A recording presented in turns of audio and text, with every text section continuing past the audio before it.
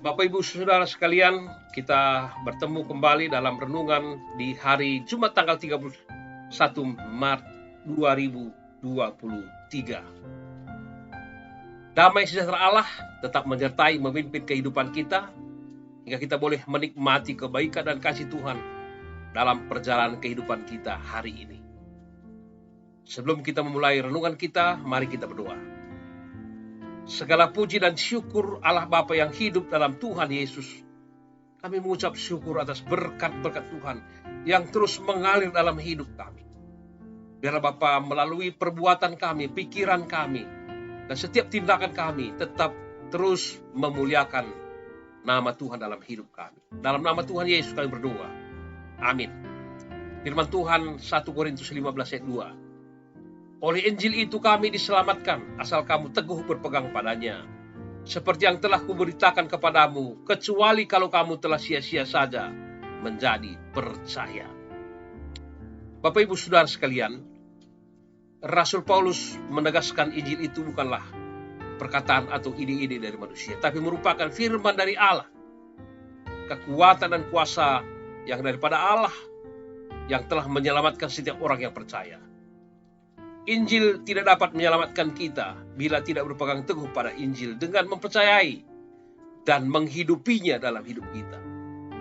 Berpegang teguh pada Injil artinya seluruh pola kehidupan harus dilandaskan pada Injil dan selaras dengan kebenaran Injil itu sendiri.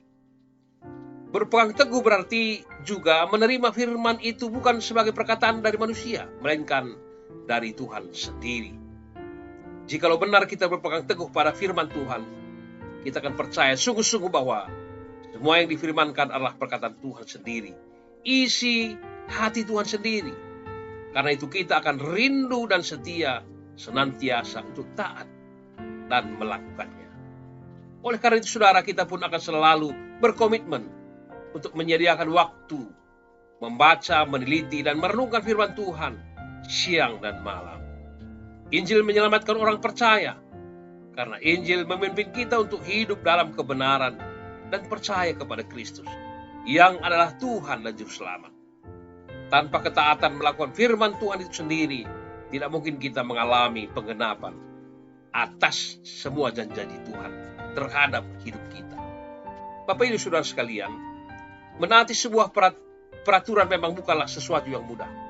Apalagi kalau peraturan itu dibuat atau dilontarkan oleh orang lain. Terkadang kita berpikir hidup saya, ini urusan saya. Kenapa harus orang lain ikut campur? Memang bagaimana kita mengarahkan hidup bergantung dari cara pandang kita sendiri. Bagaimana kalau aturan itu daripada Tuhan? Apakah kita akan memiliki pikiran yang sama seperti itu?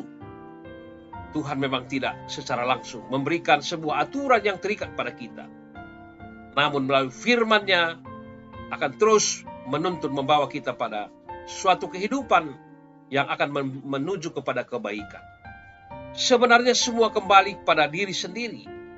Maukah kita menjalani hidup sesuai dengan firman Tuhan atau sesuai dengan kemauan diri kita sendiri? Jika sesuai dengan firman Tuhan, kita sebenarnya menyadari bahwa apa yang dikatakannya pasti yang terbaik dalam kehidupan ini.